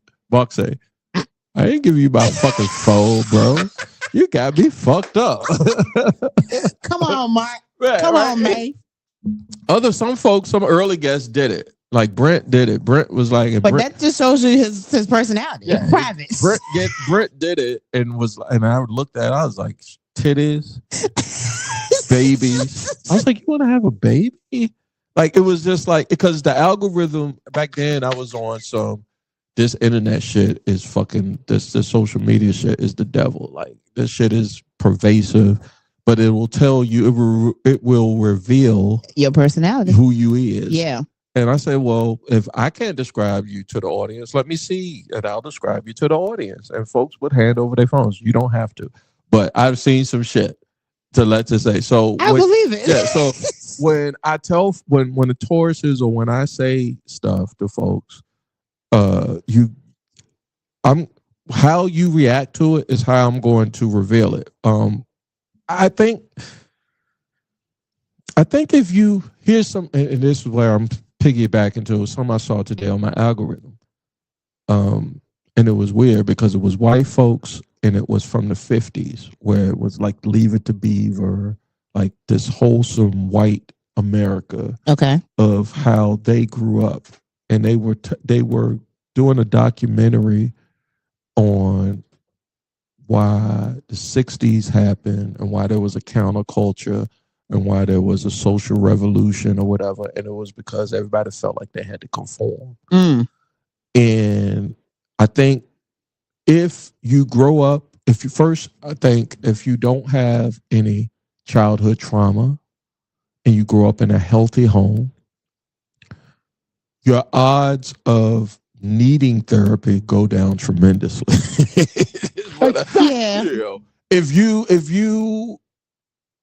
you grow up in a healthy home, if you got a healthy environment, and healthy is relative, because what's healthy, Jay? Right. But if you wasn't if you wasn't physically abused by somebody, if you wasn't sexually abused by somebody, if you wasn't verbally abused by somebody, the odds of you needing to go to therapy or need some type of behavioral correction as you're going from adolescence or youth to adulthood lessens. That's what that's what the odds say. That's what the odds say, and that's what the video I saw today came up today. Enough on my algorithm of this was a documentary about the 50s kids, because they grew up in so much repression and so much you had to fit in. You couldn't talk. You you couldn't talk to your parents about what you were going through. You had to fit in. You had your place. Children were to be seen, not heard. Mm-hmm. And that's how you got white kids growing their hair long, taking acid and tripping out and protesting a lot of shit. They didn't want to be their parents, you know. So you fast forward 50, 60 years, you know, and psychology and psychotherapy has transformed a lot since then. So I'm not going to say everyone should go to therapy, but a lot of, I would say 99% of motherfuckers. Yes. And I mean, on my opinion, from what I see, the people that have the less odds are the ones that run to therapy the most. I can remember hearing, because I'm still in school, I can remember looking at a documentary with this guy that had lost 3 of his limbs at 19 years old. Let me give you a shout out for still being in school. Thank you. Yeah, Thank you. Thank you. Thank you. Thank you. The goal is PhD. The goal is PhD. Dr. Sonia in the building. I'm gonna send a gang of niggas to your practice. Listen, come on, because they probably need it. Yeah, they probably need it. So you'll do it for the money. I would actually do it pro bono. I asked about her. I said, you know, she was like, well, I ain't gonna lie to you. I got a good lifestyle. Listen, it's definitely a good lifestyle and trauma. I retorted to her. I said, bitch, I got good insurance. I mean, well, what's up? Sign me up. But the guy, he lost 3 limbs and he lost it at 19 years old. And it was some crazy old accident. Him and his boys would jump in the train and all of that stuff. And just so happened he got electrocuted and got threw off. And the electrocution was still through his body and everything. But when he was asked, what was the first thing that he thought about when he woke up and he figured out that he had 3 limbs gone? He got 1 arm gone and both legs. Glad he didn't lose his dick. Man. So I'm just a joking. He got Jake Chris coming out. Glad your dick still that would have been detrimental. Yeah. I don't know what therapy would have done for that nigga, but goddamn, that's the therapy and the Pinot Grigio working it. Yes, working through. It's Noir, not Grigio. Yes. Yeah, but he said that his first thought was, now I can relate to the world because I have something to talk about. And he said that because he's grown up privileged. He went to boarding schools. He had everything that he could think of. Yeah. And he said he felt like, even with his whatever was going on in his head, because he never mentioned it, but he said he felt like he didn't have anybody to talk to because he felt like people would be like, you have everything. Why are you complaining? Yeah. So that kind of changed. That's a special motherfucker to kind of come up with, to think it like that. But he's special because of the incident. But it resonated with me because for a long time, I didn't feel that anything was wrong with me because of the way I grew up. I grew up with my grandparents. I was given a lot. I grew up in a 3-bedroom brick house. A lot of my friends was in the projects. A lot of my friends didn't have anything that I have. I rode the bus because my grandfather drove the bus. So that was a fun thing for me. It wasn't the fact that I didn't have no bus pass, dog. I rode around in the Lincoln Town car for as long as I could remember. I would have never put you on privilege. Bro. Ginter Park. I am from Ginter Park, sir. Shout out to your grandparents. Yeah, shout out to them. Because Lord knows what they had to go through to give you that life. Man, like I really compared it to like the Huxtables. I thought we was rich until I knew that we wasn't. Right. But they did what they had to do to give me what I had. So for a lot of time, I didn't feel that I fit in because my friends and everything was walking different lives. So I tried to revert to fit in with them, not knowing that they were leaning on me because I was smart and I had everything that they wanted. You did the reverse. Yo, I did the reverse, the Uno reverse, dog. I did the Uno reverse, dog. Did everything wrong for nothing. I can only imagine coming up in that environment. Your folks looked at you like, what the? What are you doing? Y'all remember I did not cut my. I remember I went in my grandmother's house and I didn't cut my page off. I'm selling all the weed. Okay. You is fucking up the bag. My pager went off and she said, the only 2 people I know with beepers is doctors and drug dealers. And I know you ain't never been to medical school. Hey, man, shout out to your Your grandma was a werewolf. Listen, all 5 foot nothing of her. You understand me? Her nickname was the Warden. You understand me? But she said that. And when she said that, I knew what she meant, but she didn't go any further. Right? So with that, I just was like, oh, I just can't bring it in grandma's house. And I knew I couldn't bring it in grandma's house. Because again, you heard me say I didn't turn my thing on vibrate. I knew what I was doing. You were finessing. But the moral of the story is I didn't have to do none of the shit that I was doing. None of it. That's how my homeboy was. Same thing. He had it all. Man. And I'll never forget. I tell the story. We told the story on podcast. Shout out. I call him light skin Alpo because he was Alpo. But please don't give him that name. Nobody likes Alpo. That nigga Martinez. Yeah, that motherfucker, boy. And it was before I left the city. Yeah. And one day he said, "Yo, they lived a privileged life. Mm-hmm. Him and his brother. And he come over me. I'm like, okay. Again, I'm a college boy. I roll with him. We in Jefferson Village, right? And he shout out to my drive. Yeah, sure. I'm tripping. Jefferson Village was a project that was one way in, one way out. And he pulled up and he said, "Stay right here, I'll be right back." This was in the 90s. So later on, after I came back from New York and whatever, I thought about it. I was like, yo, why the fuck you put me in that situation? And he was, niggas getting money didn't give a fuck about those situations. Nah. You just pull up, you get the bag. If they start shooting, they start shooting. Like, niggas ain't give a fuck about it. I'm like, yo, but I'm supposed to be your boy. Like, so what? You got in the car. That's exactly what you got in the car, dog. And when he pulled up, he pulled up, he made a drop. I'm in the car and like roaches, niggas came out of nowhere. Listen. And I pulled my shit back. I'm from the West End, so I know when shit gets shaky. Yeah. I ain't had nothing on me. Uh-huh. And I pulled my shit back and I leaned back. It was too late. I said, God, this nigga, please hurry up. Cause he got the heat. Uh-huh. I'm like, at least he might bang for me if shit go down. But then again, we all dead. Correct. At the end of the day, because we still got to come out of Jefferson. Correct. We still have to leave. It's still a U-turn. Okay. Luckily, God, and I think about this now that I'm a Black Gen Xer. You dig? Exactly. And I share this message to all young folks who you be lucky to get to where we at. You know, you be lucky. You be lucky. Man. Or count your blessings. Not to say that you're lucky, because if you're doing right, you're living like, you can be okay. Yeah. But I could think about how many times I could have easily been checked out of here. Can you think? You know how many times, bro, God interceded. I put myself in so many scary situations, and now I sit back and I'm like, how are you still living? How are you not in Tucker somewhere acting a fool? But God, to me. But G-O-D. It's not to it. you, it's to everybody. That's it. Because so there's a lot of non-believers out there. That's okay. And that's cool. But you better believe in something if you wake up every day. Yeah, I don't care what you call it. Because you're right, bro. Like I literally look and I have to be thankful. And I have to be thankful. I have to, because at the end of the day, I was a woman.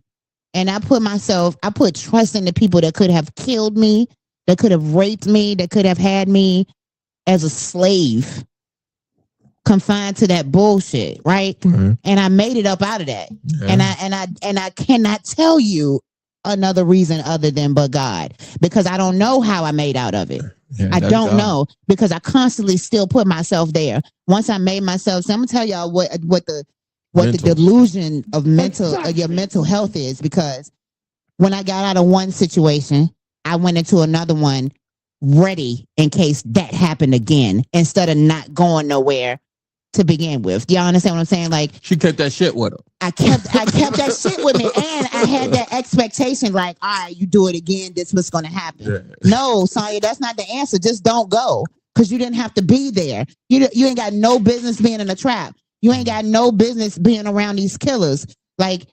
It's so many times, bro. Yeah. So many times. I told you before, I got robbed over Southside. It took me 10, 15 years to go over Southside. Dinwiddie Street. Them dudes was like, oh, you think you hard and you from Northside and you a female? No, I need to get that. I will refuse to pay a toll. Y'all come to me all you want to. It's real out there. And the mental effects of it is real. That's why I say you got to give credit to something that kept you, because I could have been one of those people that you see up here missing and haven't seen for 20 years. Yeah. Like it's some people that I know that I have been in the comfort of their home. I'm sat beside these Sat people. beside 'em. We done drank, we done smoked and everything. And you mean to tell me he got locked up for killing what? Yeah. What saved me from him not snapping on me? Because I was sitting here with this dude. I could have been that nigga. I could have had been niggas that in dude. Taking Those Shorts podcast studios. Bro. That been like, what? Don't say I've that. had the courtesy. Yeah. I've had the courtesy of that's what rolling it's up called. on the block one day That's to called see courtesy. people, right? Mhm. And they be like, "Nah, sis, you don't need to be here." Those are good people. What gave them that courtesy, Well, dog? that's people. Those are good people. The people that's looking out for you. But they didn't have to. That's my whole thing. But they did. But they did, and that's God. that's nobody but God. Because You these have people, to repay. I repay folks who show. I don't know if that's loyalty. I don't know what that's called. But I fucks with people like that. I don't think it's loyalty. I think it's appreciation. Okay. We'll Okay, because at the end of the day, yes, they protected me. But if you do some crazy shit, I'm not loyal to that shit. Oh no, we don't do the fuck You know shit. what I'm saying? I don't do. No, I'm talking about the person because again, like I know, bruh, it just could have been so many different ways. I said, tell him, why you take me over there? It was like, well, nigga, I just had to have some business. I said, but yeah, you handle business, but these niggas finna fire Yo, on everything. anybody. 2 weeks, a week and a half, 2 weeks later, we at my mama house. We sitting there playing Tunk for money. And my mama house on a one-way street, and the nigga pull up. There's one-way residential street. And he coming down the residential street, you can hear the tires screeching in a residential neighborhood. So immediately, this boy's in the hood, whatever you can Straight trace up. to society. Whatever you can you think of call whatever it. you think of. Right. Everybody hit the flow. My mama in the house, my son, my 3-year-old son in the house, he in the house, me in the house, my sister's in the house, my little brother in the house. And the nigga peeled off and sideswiped his car because it's a narrow street, right? And you coming down probably a 25-mile-an-hour street, Flying. and you doing 60. Yeah. Because you trying to hurry up and not be seen. Like, Right. you trying to pull off whatever you trying to pull off. What my stupid, ignorant square ass do? I go to the window and see who it is. I said, oh shit, tell them they fucking up your car. And the nigga pulled out the cleanest fucking Uzi I And ever let seen. that bitch sing. And let that motherfucker rock. Get down. Yes. You dumbass. Get Yeah. down. And my mom said the next day, my mom, of course, she knew it wasn't for me, college boy. Yeah. But she knew it was for her. She Uh-huh. said, You gotta go. he can't come around here. No more. No more. You can't. Next weekend, he called me, come get me, man. I know them niggas looking for me, but come get me. What I do? I'm your homeboy. I gotta come get I'm you. coming to get you. I'm gonna come get my This friend. nigga to put my life in danger So many times, yo. But God. Yeah. And this the same guy I told you about that was in recovery. Absolutely. He I'm loyal to him because he's my homeboy. Yeah. And I love him. Mm-hmm. And I'm thankful he out that game. Absolutely. Absolutely. 'Cause- Absolutely. Because And he these thankful. YNs ain't playing. Yeah, he thankful he out that game. Yeah. I had one hold the door for me with a whole tech right here. I'm like, Dad, what's going on in your life, young man? Yeah, why is it? Because you holding the door for me, so I know somebody taught you something, but you got a whole machine gun right here. What's going on? I tell the young folks, like, if you ain't never seen nobody die in front of you, like, why are you talking that talk? Why are you even Still do the same thing we used to do, try to fit in. Yeah, why? I know they doing it. I get it. I know why they doing it. Right. Because as parents, like if our children, my children are thankful. Thank God they not. If it goes now, I'm gonna run it back to, from prison to promise. Why are we more prone to being in the system? Mm-hmm. Who's responsible for us being in the system? And Mm-hmm. like it got to start from the home. It does. We got to do. We know what we up against. We have the lived experience. Yeah. So it's our job to try our best, not to try our least, but to try our best to keep ours out of that system that we know is rigged against them. Absolutely. And it's not necessarily hiding them from it. Like some things you need to be in their face with it. You need to let them know, because I knew exactly what I was doing, but I did know, and I knew that my kids were watching sometimes, but I did let them know. I understand what I did, and this is your life. But understand that if you get locked up on some dumb stuff, your mama not coming down there. No, I'm good. This is just. Oh, I agree to say. I was like, damn, she cold. Oh no, this is just what I do. The way you do. I was like, yo, she hold the shank. Nah. I ain't gonna pull it out. I'm reformed, but God. Hey man, hold on. But God. Yeah, I ain't got that thing on me no more. Yeah. It's a testimony, it definitely is. It's definitely a testimony, and that's why I fucks with you, the long way and the short way. Definitely is, man. Because I always, and I know a lot of people, there's special episodes that I do at Taking No Shorts podcast based off of how I came up that I identify with, that I got away from. Right. Really, because I thought I was doing something. I thought I was making it. I thought I was hitting a point in my, again, I ain't worried about you. I got stuff to go. I got people to. I got stuff to do. You are one of those people. When I ran into you at Legacy Internet Radio's Christmas party back in 2018, 2019, you reminded me so much of the around the way sisters that I knew. Thank you. You know, and I did a lot. But on top of that, because some of them fell off. Some of them around the way girls fell off for real. Yeah. That nigga's tripping. Yeah. But you walk the walk and you talking the talk. From Prison of Promise at 101.1 The Fam, you are in here doing the work at the ground level. Like you said, on the macro side, there's plenty of places where folks can politicize absolutely the community work that you do. Yeah. I'm going to lay out, and I want you to let everybody know where they can find your content from Prison of Promise on your ads and your social media and your shout outs. Sure. Yes, definitely. From Prison to Promise on all of my social media. I'm on Facebook as well as Instagram. We have our TikTok coming up, and of course my podcast every Thursday night on 101 The Fam, digitalradio.com. I'm also known as Sonya the CEO, where I do like life coaching and supportive acts, you guys. So I mean, I am a jack of all trades. Try to master some of them. However, I'm just passionate about change, you guys, because I know it can happen because I did it. And I also am about the support. And this is coming from somebody that is a people person but don't like people, if that makes sense. Because I'm a Taurus the bull.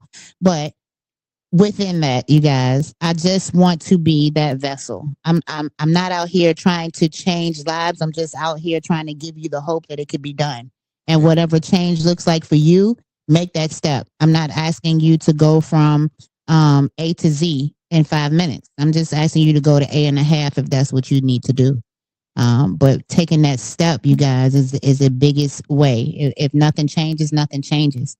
And I'm here to tell you that it's not an easy job, but it's worth it. You're worth it. Amen. And whoever you have that's coming behind you is worth it. Our ancestors are on our back. And I believe in that because every time I make another step, every time I touch another soul, every time I pick up the phone for someone where it says you have a collect call from, it's another blessing that comes right after that phone call. So all I'm saying is do it. That's all I'm saying. Oh, girl. That's all I'm saying. Just do it. I would have never thought, y'all. I used to be, my childhood dream was I wanted to be a lawyer. And now you be a good lawyer. Get me off, goddamn. Get me off. Let me walk, goddamn it. I would have never done a crime, but I'm just saying. And I know I could be an awesome lawyer, but I also know where that stops because I know that I could be up in the judge's pulpit fighting. You know who Fonnie Willis is from Georgia that did the case against Trump. Yeah, Fannie, yeah. Yeah, Fannie is. You could have been a Fannie Willis. I think I could have been a Fannie. Cause she up there still. Ain't nobody that just the reason why I'm saying that is because after your outro and you're saying it like you advocating for yourself and others even when others fall off. Absolutely. Because people don't see, that's the part about advocacy people don't know about. People don't see the folks that was rocking with you and then slid away, or they don't understand why you still doing the work. Absolutely. My ex-husband has been home since 2020 and I'm still doing his work. We are no longer together. All right. So let me give it a shout out. Exactly. Yeah, I mean, thank you. And I get asked all the time, why are you still in this work? It's because I didn't only just have a passion for him. I got a passion for all my brothers and sisters behind the wall. Just because they did something and got caught doesn't mean that they don't need the love, because there's a lot of people that didn't get caught. There was a moment in my algorithm where all I was watching was shout out. It was so, because I didn't know like Virginia DOC is kind of like compact. A gang. Yeah, it's like a. I don't even know how it came up on my YouTube, but it was one dude. It's just a stream, and I might share if you don't know. And I don't want to say, I don't want to say it because I don't want to be clout chasing. But there's dudes from the '80s that's coming home and then sharing their testimony on YouTube and like blowing up with this. Making bread. Yeah. Off of, and it's a positive because they saying, hey, this is what I don't want y'all to do. Absolutely. Because I did this. Absolutely. And this is, and just going above and beyond sharing it when they could actually just be living a life. But I think that's their way of giving back or healing or for whatever the reason they doing it. But it's a genre of dudes coming home. And it's different perspectives. For them, I'm sure that underlying, they know it's healing, but for them, it's awareness. They think that nobody really understands what's going on, and that's true. I mean, when I see, there's one brother that for a minute I was checking out, and for like 10 episodes I'm watching, and just the words. Oh, yeah. I was just like, what is that? What does that mean? It's definitely a culture. Like, I know what a shank means, but y'all got another word for shank? And I was like, we got other words for a lot of things. I was like, it is a culture. It is definitely a culture. And then here comes the Alabama solution right behind this algorithm giving me all of this. So I don't know why it was in it, why I'm in that field, because I definitely have no criminality to me. I can't do this. I can't do it. Yeah. If it's cold outside, nigga, I'm on the corner at Broad Street shaking. I have no legs. I have no legs. Yeah, I have no arms. Please, I'm not robbing nobody. I'm not stealing. I have no legs. Yeah, what movie was that from? It was a movie from. I think it was Trading Places. Trading Places. I'm out there shaking that goddamn thing because I ain't doing nothing strange for some change. I might do some. I ain't tooting for some booty. I'm not doing none of that shit, nigga. I'm hustling. I'm a hustler. Hey. You gotta do what you gotta do, man. So. You gotta do what you gotta do. But I'm not. Yeah, I told you when they had me in holding and they opened up the door and I heard what was going on in the next step, I said, Lord, please get me the hell up out of here. God is with you, sister. Yes, he is. She is. She is walking the walk with you. Yes. The reason is you here Taking No Shorts podcast. Boom, boom. Hold on, let me get it. Exactly. You hear, you in my sphere, through Marcus's sphere, through Legacy Internet Radio sphere, through 101.1 the fam sphere. Absolutely. So your walk, continue doing what you're doing, sister. Thank you. I don't know if you're hearing that enough, but I know that brothers and sisters are out here depending, not knowing. Because they probably depending, not knowing that there's an outlet and support. And so that's what you're giving the community. So thank you so much for doing that. So thank you. Appreciate you, Sonia, for coming through here at Taking No Shorts podcast. All right, ladies and gentlemen, you're welcome, sister. You're so welcome. Yeah, leave that shit alone. You pick up something and it might be something crazy. Yeah, we got another hour. You can come. You definitely are welcome back. Yes, at any time. Ladies and gentlemen, this is episode 122. You can get to it by episode 61, by what else the other prime factor in it, but it doesn't matter. Either way. Yeah, either way. I'm your host, Jay Grizzly Green. Until next time, ladies and gentlemen. Make sure I get the outro right. Bye. Bye.